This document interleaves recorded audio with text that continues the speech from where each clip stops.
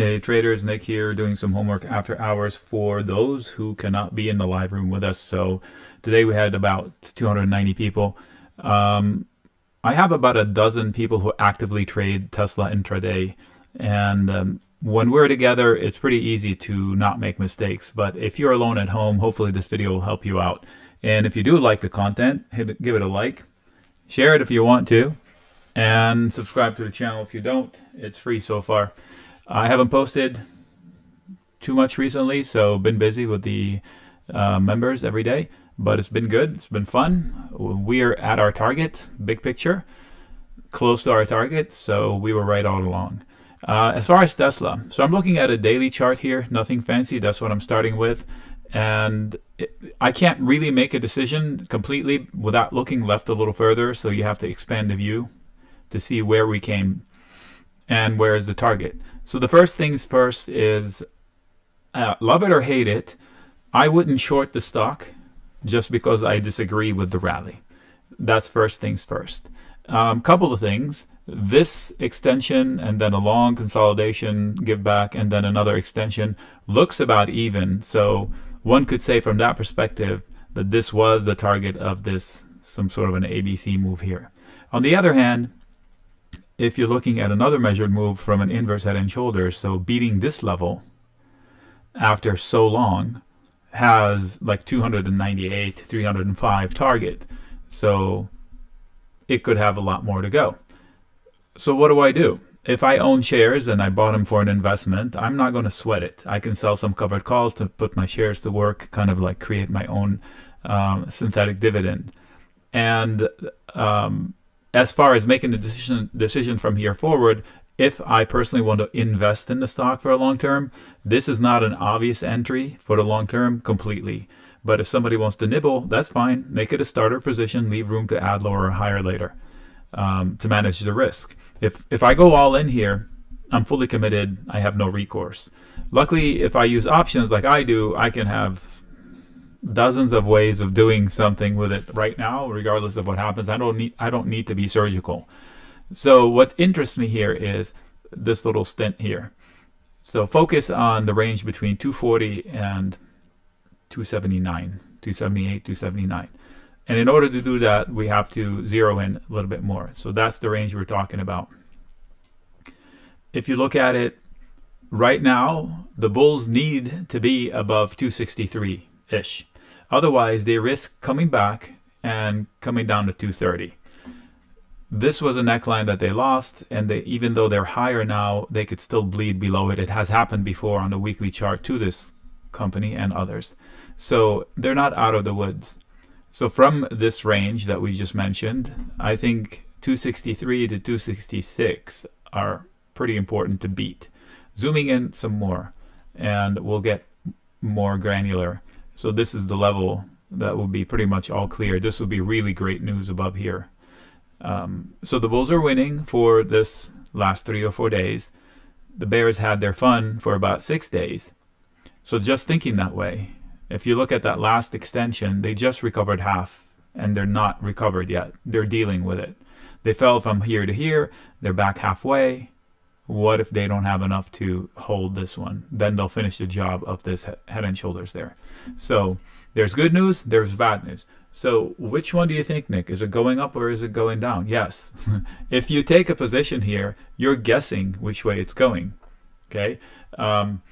So if the market rallies from here, Tesla will probably move with it unless there's some sort of a Tesla specific headline.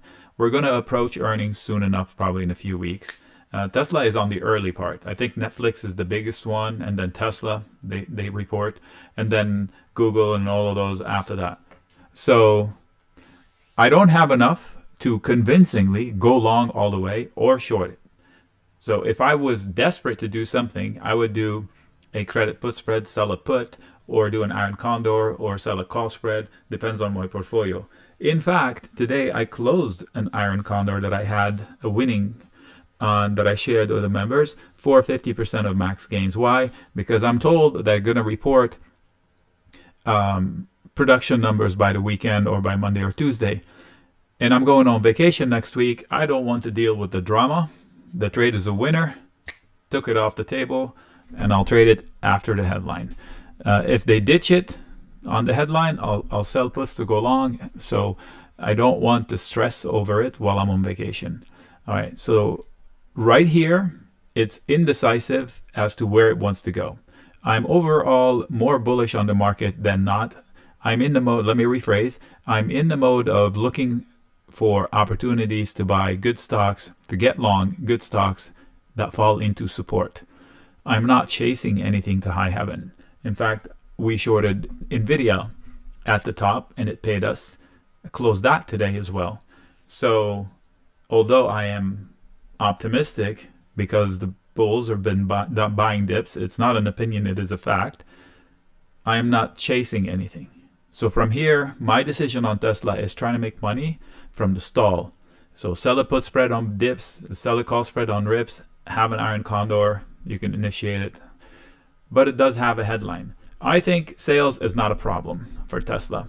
I think profitability is not a problem. It's the only EV company that actually is profiting from its EV sales. Look around. I don't think any of the big guys are making money on their EVs. And this one has better results. Let's see, gross margin, actual gross dollars that they bring in is bigger than Ford and probably also bigger than GM. And those two have more than double the sales. That's pretty impressive. So don't short it because you don't agree with it. I think the only risk to Tesla fundamentally is losing Musk. That's it. Or the fact that we figure out that EVs are not the solution for the future without a change in grid or a change in battery technology. So those are probably the two things that could trip it up. Until then, competition is not a problem. There's so much of the non-EV cars to be replaced by EV that you can literally have everybody sell as many EVs as they want, and we couldn't even make the transition fast enough. I believe we produce 100 million more than 100 million a year of cars right now. Most of them, probably 90% of them, don't hold me to the percentages, do your homework. A giant chunk of it is fossil fuel cars, internal combustion engines, cars and trucks, vehicles. The percentage of the EVs is growing, but there's an ocean of it available. So competition is not the problem. They're leading in every metric on that one. All right, so this has been like a seriously fast look at it.